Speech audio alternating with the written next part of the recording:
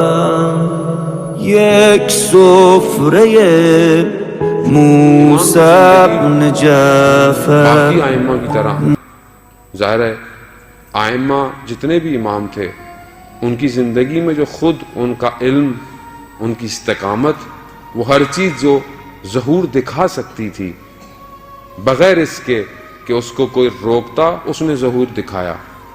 اور ظاہر ہے وہ پھر مشکل کا ائمہ کے لیے باعث بن گئی، لوگوں کا آنا جانا رجوع کرنا. خوب امام کی زندگی میں کافی درس ہیں، بہرحال ہمارے پاس اتنی تو گنجائش نہیں ہے کہ ہم بہت ساری چیزوں کی طرف، نہ میں اتنا بڑا طالب علم، میں تو ادنا سے طالب علم ہوں، کہ کچھ نکات امام کی زندگی سے آپ کی خدمت میں، کہ کم از کم ہم جب یہاں سے اٹھیں تو کم از کم ایک بات ضرور جانتے ہوں اور اس ایک بات کو اپنی زندگی پر عمل کر جائیں، ورنہ پھر ہم ماننے والے نہیں ہیں. خود امام موسیٰ کاظم علیہ السلام ارشاد فرماتے ہیں اللہم صلی علی محمد آل محمد.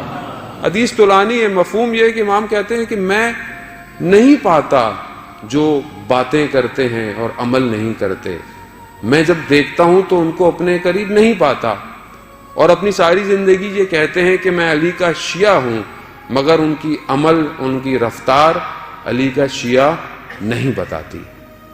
تو جب تک ہم ان باتوں کو اپنی زندگی میں عملی جامہ نہیں پہنائیں گے، کس طرح میں کہہ سکتا ہوں کہ میں کس کا ماننے والا ہوں.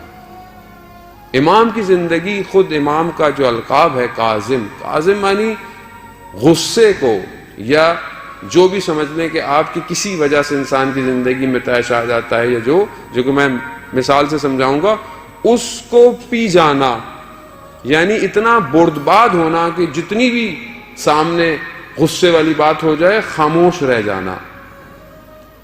خوب آئیں اپنی زندگی کے اندر.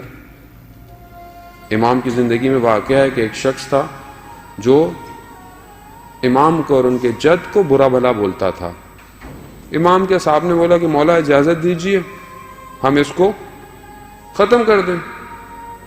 خوب کیونکہ ہمیشہ ہم اکثر شیعہ جذباتی ہوتے ہیں، اس وقت بھی امام کے شیعہ جذباتی تھے، تو مولا اس کو ختم کر دیتے ہیں. وہاں کہا کہ نہیں چھوڑ.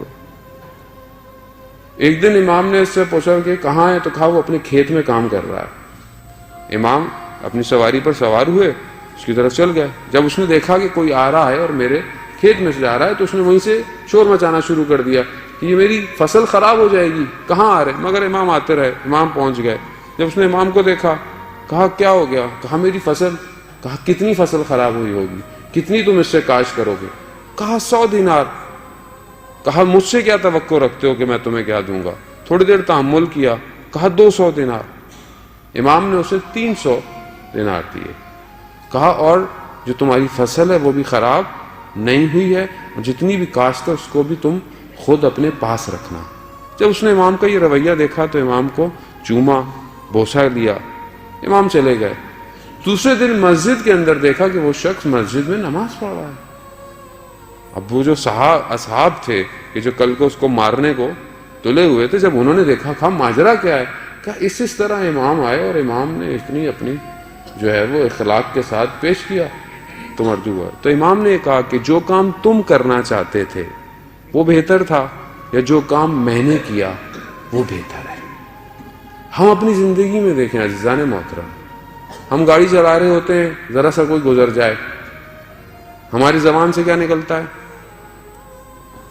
ہم کس طرح اپنے گھر میں دیکھیں، میں آپ خدا نخواستہ آپ کو نہیں کہہ رہا، اپنے آپ کو، بچہ ذرا سا میرے مطابق عمل نہ کرے، میں اس سے کیسے بہیو کرتا ہوں؟ خدا نخواستہ زوجہ کھانا صحیح نہ بناتی ہو یا کچھ ہو جائے، چاہے میں جتنی ٹینشنیں باہر سے لے کر آیا ہوں. امام فرماتے ہیں 2 صحابی حج کے زمانے میں امام کی خدمت میں آئے. امام نے احوال پرسی پوچھی تو یعقوب تھا. امام نے بولا یعقوب کل تم جب مدینہ پہنچے تو تم ایک جگہ پر اپنے بھائی سے آمنا سامنا ہوا، تلخ کلامی ہوئی اور تم نے ایک دوسرے کو برا بھلا بولا. میں نے اپنے جد سے یہ سنا ہے کہ ہم ایک دوسرے کو برا بھلا نہیں بولتے.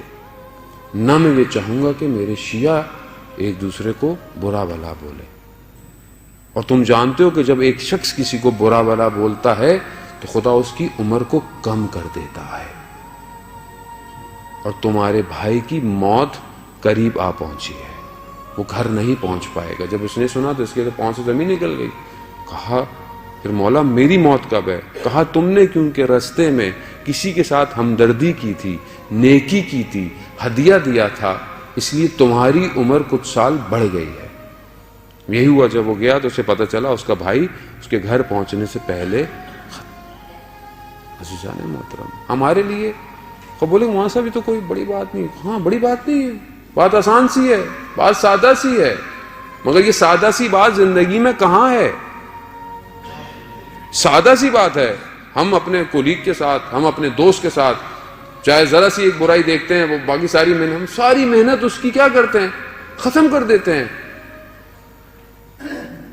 آیت اللہ دستغیب اپنی کتاب کے اندر لکھتے ہیں کہ میں حج پہ مسافرت میں تھا تو ایک شخص کویت سے آیا ہوا تھا. اس نے یہ واقعہ بیان کیا کیونکہ بہت عبادت گزار تھا, پرہیزگار. تو اس نے کہا کہ میں اپنے علاقے میں کویت کے اندر ایک دن خواب میں نے دیکھا کہ میں ایک جگہ سے گزر رہا ہوں, یقیناً جنت کی جگہ ہے, ایک محل بنا ہوا ہے, اس محل پہ ایک نام لکھا ہوا ہے. کہتے جس کا نام لکھا ہوا تھا میں جانتا تھا, وہ شخص محلے کا تھا. اس کی اس محل کی ہیبت کو دیکھ کر, اس کے کام کو دیکھ کر میرے دل میں رشک پیدا ہو گیا کہ کیا مقام ہے اس شخص کا. لیکن میں ابھی دیکھ ہی رہا تھا کہ اچانک سے ایک عجیب سی بجلی گری اور سارا محل ریزہ ریزہ ہو گیا. میں اس خوف سے کہ یہ کیا ہو گیا, اچانک میری آنکھ کھل گئی. صبح اٹھا, میں اس شخص کی خدمت میں گیا. کہا مجھے یہ بتاؤ کہ کل رات کو تم نے کوئی کام انجام کیا ہے؟ اس نے کہا نہیں. اس نے کہا میں قسم دیتا ہوں ایک راز ہے میرے پاس, میں تمہیں بتاؤں گا, مجھے بتاؤ تم نے رات کو کیا کیا. کہتے رات کو میں اپنی والدہ کے ساتھ کسی بات پر تلخ کلامی ہو گئی. بات اتنی بڑی کہ مجھے اپنی والدہ کو تھپڑ لگانا پڑ گیا. تو وہ شخص کہتا ہے کہ پروردگار نے تمہارے نیک اعمالوں کی وجہ سے تمہیں ایک مقام دیا تھا, تم نے اس عمل کی وجہ سے سارا مقام. یک سفره موسی بن جعفر